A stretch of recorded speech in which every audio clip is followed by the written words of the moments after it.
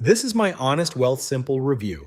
I use this app every single week, but I skip the part everyone actually signs up for. By the end, you'll know what it really costs, whether your money's safe, and the sneaky 1.5% fee almost nobody notices. Because is Wealthsimple worth it has a trick answer. It depends which Wealthsimple. Most people don't even know there are two. Quick credibility check. My bank kept me in 2% mutual funds for years before I noticed. I moved to Wealthsimple, tried both doors, and landed on doing it myself. No sponsorship, no pitch, just what I actually found. First myth to bust. Wealthsimple isn't just a robo-advisor. It's a whole platform. Managed investing, self-directed trading, a cash account, crypto, even tax filing. One app. The review really comes down to those two ways to invest. Door number one, managed the robo. You answer a few questions, it builds a diversified ETF portfolio and rebalances it automatically. Genuinely set and forget. The robo does the worrying for you. The price, 0.5% a year at the core tier, plus the ETF's own fees underneath. Call it roughly 0.65% all in. It drops at 100K and 500K. But core is what most of us actually pay. Door number two, self-directed. You press the buy button yourself. Zero commissions on stocks and ETFs. The trade itself costs nothing. Hold one all-in-one ETF and your total cost is about 0.2% a year. That's it. That's the whole bill. Now, the honest scale, the big win is escaping the 2% bank fund. That's where the real money is.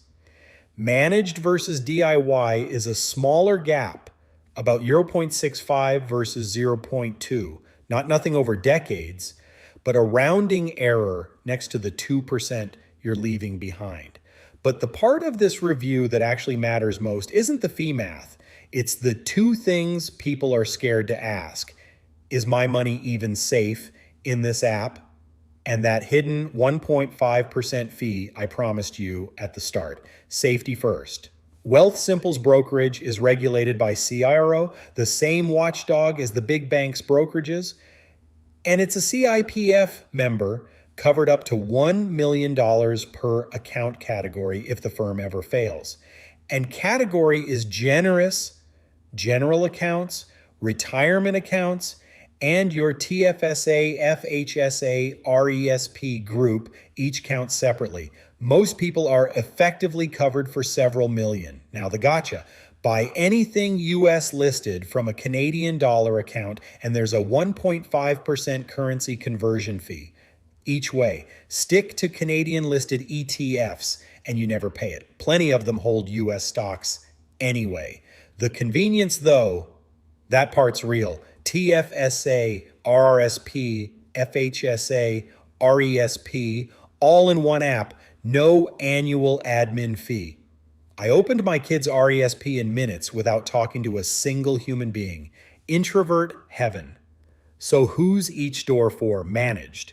If you want truly hands-off, and that 0.5% buys discipline you'll actually stick with. Self-directed.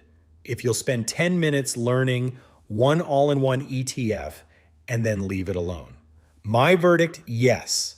Wealthsimple is worth it either way, because either way beats a 2% bank fund by a mile. I self-direct, because after my bank years, I don't pay anyone to make my decisions for me. But the robo is a fair deal, not a ripoff.